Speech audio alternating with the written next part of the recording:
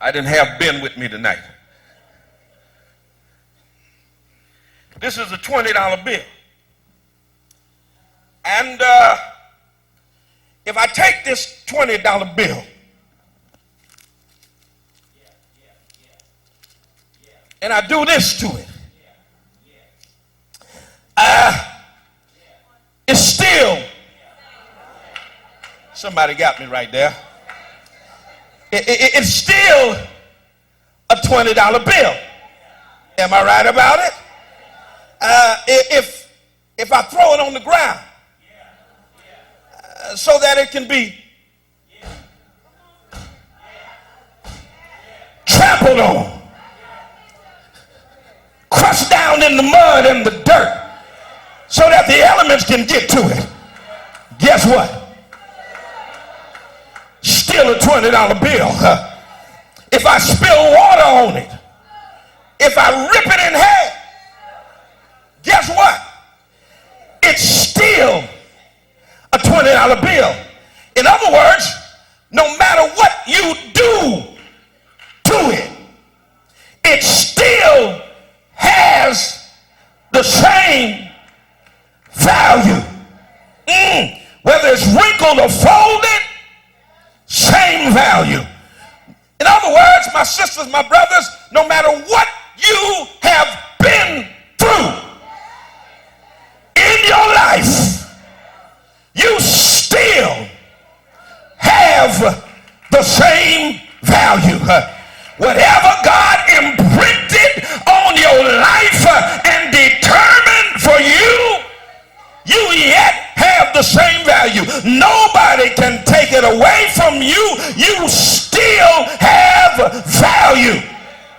Now, if you go to the bank and you go into the $100 bill drawer, the $100 bill, Bishop, is hanging out with other $100 bills.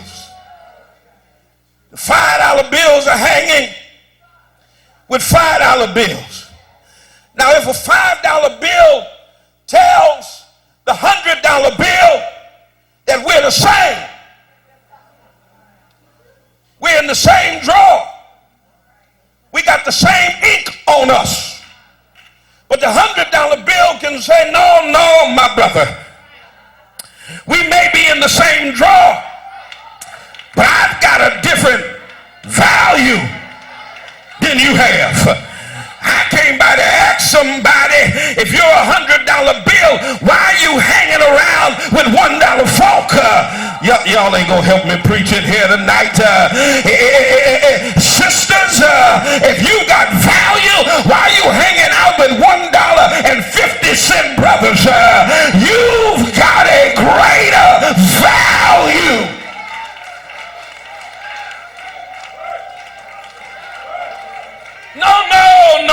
No, you can't treat me any kind of way. I'm worth more than that. You can't talk to me any kind of way you feel like talking to me. I'm worth more than that. You can't do me any kind of way. I've got value. I am fearfully and wonderfully made. I am a king's king.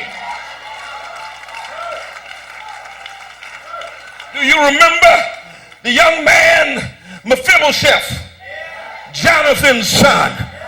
David said, I need you to go and find me somebody from the house of Saul that I can show kindness to. They said the only one left is this young man, Mephibosheth. But Mephibosheth is lame on both of his feet.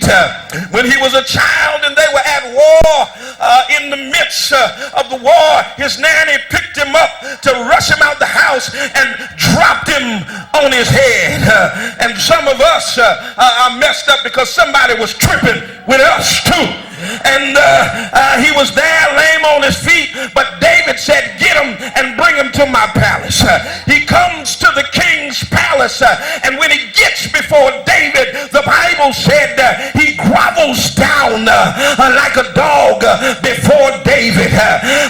David tells him to stand up. There he was in the palace that he was born in,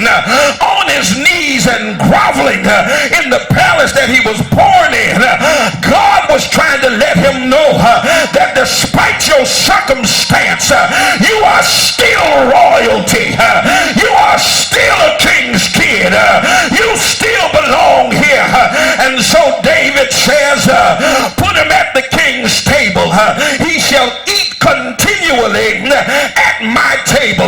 Watch this now. Look at the king's table. There you have all of the king's kids at the table. There you have Mephibosheth at the table. Heads up on the table. Everybody looks the same. But underneath the tablecloth, there's some legs that don't walk right. Underneath the tablecloth, there's some ankles that don't have any strength.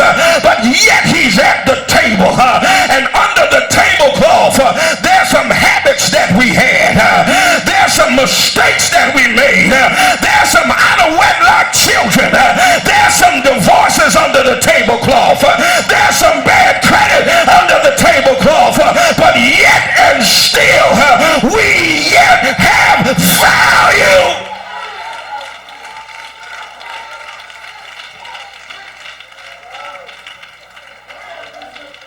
So Jesus is there in between two thieves. That's another sermon right there. Because if you're ever going to get things straight in your life, you need to have that man right in the middle. Right in the middle of your turmoil. Right in the middle of your